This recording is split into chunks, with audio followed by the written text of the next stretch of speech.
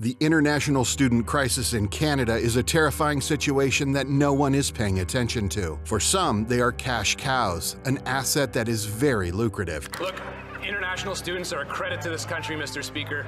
They are the future of this country, and they are an asset that is very lucrative, and we cannot let them down. Since when do we refer to people as assets that are very lucrative? Why is Canada so eager to exploit these poor assets for profit, forcing them to live in deplorable living conditions so colleges can profit? For a long time, Canada used to let in about 250,000 people each year. Then a few years ago, they decided to let in even more, around 350,000 people a year after the pandemic ended. Now in 2023, they're raising the immigration target again to a shocking 400,000 people a year, and it's going to keep going up, maybe even reaching 505,000 immigrants a year soon. By 2025, Canada might be taking in a staggering 550,000 migrants every year. It's like a horror movie directed by Canada's leader, Prime Minister Justin Trudeau. He's been increasing the number of people coming into the country for years, and now it's causing obvious problems. Local students are facing rising unemployment, soaring inflation, and a housing bubble because of international students, which seems like another pawn in Canada's immigration Ponzi scheme. Today, we will dive into the dark side of this story and even talk about how both the local students and cash cows are being exploited in Canada's political landscape. The first dreadful consequence of having so many international students flooding into Canada is the never-ending affordable housing nightmare. It's like everyone with a speck of sanity has been shouting about this housing crisis in Canada for ages. Just think about it. The average cost of a home in Canada reached a jaw-dropping 750,000 Canadian dollars by August. That's a 360% increase since the year 2000, when it was a mere 163,000 Canadian dollars. The problem gets even scarier in big cities like Toronto, where you practically need a six-figure income just to dream of owning a house. In fact, houses in Toronto and Vancouver are now regularly selling for over $1 million Canadian dollars. They're right up there, rubbing shoulders with some of the world's least affordable places to live, like Hong Kong and San Francisco, according to the Demographia International Housing Affordability Index. But the horror doesn't end there. Rent is also going through the roof in Canada's major cities. Imagine paying $2,500 for a one-bedroom apartment in Toronto. That's a spine-chilling 25% jump from the previous year. And now even people in smaller Canadian cities are feeling the pain. Well, many think it's all because of the influx of international students. They're storming in, creating crazy demand for housing in certain areas, which is sending rent and property prices into the stratosphere. And Canadian citizens are the ones left struggling to afford a roof over their heads. But it's not just Canadian citizens suffering. The international students themselves are living through a nightmare too. For these students, finding decent and affordable housing off campus is a dead end. Some of them are forced to cough up 6 months' worth of rent up front simply because they lack a credit history in the country. Most international students are on their own when it comes to finances, and with those sky-high tuition fees they have to pay, it's a heavy burden to bear. Another consequence of this hell-like situation is the back-breaking inflation. It's no secret that as immigration numbers rise, so does the inflation rate. When you have more people in an area, they demand more goods and services, such as food and utilities. And this growing demand can lead to prices skyrocketing, affecting both students and locals. We're living in a post-pandemic world, and the war in Ukraine has turned life into an expensive nightmare. Global wheat prices have shot through the roof, and even getting basic necessities like eggs and bread has become a wallet-draining ordeal. Just to give you an idea, Statistics Canada reported just last month that food prices in stores shot up by a terrifying 6.9% in August. But it's not just the Canadian-born feeling the pain. The skyrocketing rent and food costs, combined with the heartache of being far away from home and loved ones, are pushing many international students to the edge of despair. Students and their advocates are shouting from the rooftops that international students are hit especially hard by this soaring inflation. It's a perfect storm of problems. They're working with fixed budgets. There are rules that limit how much paid work they can do, and exchange rates are conspiring against them. Just to add fuel to the fire, one food bank in Vancouver revealed that a whopping 3/4 of the students seeking help were from overseas. fees. And if that's not enough, tuition fees have shot up by a heart-stopping 8% in the 2022-23 academic year, reaching an average of $36,123 per year for international undergrads. That's just a tad higher than the 7% inflation rate we saw in August. Adding to the nightmare, this immigration Ponzi scheme has also snatched job opportunities away from Canadian-born graduates. Students and the immigration system have caused Canada's population to swell by a whopping 1.2 million in just the past year. That's a massive influx for a country with only 40 million residents. But here's the grim reality. Canada is struggling to handle this rapid population growth. What's even worse is that many jobs, including skilled ones, are being handed over to immigrants instead of locals, often for lower wages. This disturbing trend is on the rise and is not just about immigrants and students filling these roles. They're also being exploited. They're not getting the top positions they deserve, and it feels like a form of corporate slavery that nobody is paying attention to. It's like a doomsday scenario unfolding before our eyes, and the consequences are dire. But why is Canada bringing in so many students? The dark secret behind this Ponzi scheme is simple. International students are seen as a cash cow by both educational institutions and the government. Let us illustrate this with an example. In a report from 2021, the Provincial Auditor General's Office highlighted that colleges like Canadore, Cambrian, and Northern College would have faced significant annual losses if not for the hefty fees they collected from international students. In the case of Northern College, revenue from international programs even exceeded the combined income from government grants and domestic student fees this year. Now, there are several reasons why colleges in northeastern Ontario in particular have become heavily reliant on this revenue source. Unlike colleges in the southern part of the province, those in the north have a smaller pool of domestic students to draw from. A college like Niagara or Loyalist has a base of between 2,000 and 6,000 students to work from. Some of the colleges in the north have a base of about 700 students. Since the Ontario government provides grants on a per-student basis, running programs in these smaller domestic markets becomes much more expensive. Adding to the challenge, the northern regions have an aging population with fewer young people compared to a generation ago. In essence, international students are trapped in this cycle. They enroll as international students at the college level, which is a more affordable option compared to universities, with the hope of obtaining Canadian education credentials, postgraduate work permits, and job experience that would enhance their chances of securing permanent residence. However, many find themselves falling short of these expectations. They're often overpaying for their education because they don't qualify for government subsidies, and they're burdened with additional fees like student visa expenses and health insurance costs. Consider, for example, the lack of job opportunities and other factors that force international students to settle abroad. They become easy prey for greedy travel agents who siphon off their hard-earned money. These students end up paying exorbitant fees, 4 to 6 times what Canadian students pay, all while being limited to just 20 hours of work per week. So to wrap it up, just like the Canadian economy bubble, the immigrant Ponzi scheme is damaging the fabric of society. Unemployment, inflation, and a decent standard of living are a distant dream for many, thanks to rising population growth. The students are worse off with no one to hear their concerns. But before we jump to conclusions, international students too aren't living in paradise. The hell of the economic bubble has also shown them the horrors of the Canadian economic markets. It's time for action now. To learn more about the Canadian immigration Ponzi scheme, check out this video here. And if this video brought value to you, please consider liking and subscribing. Thanks for watching.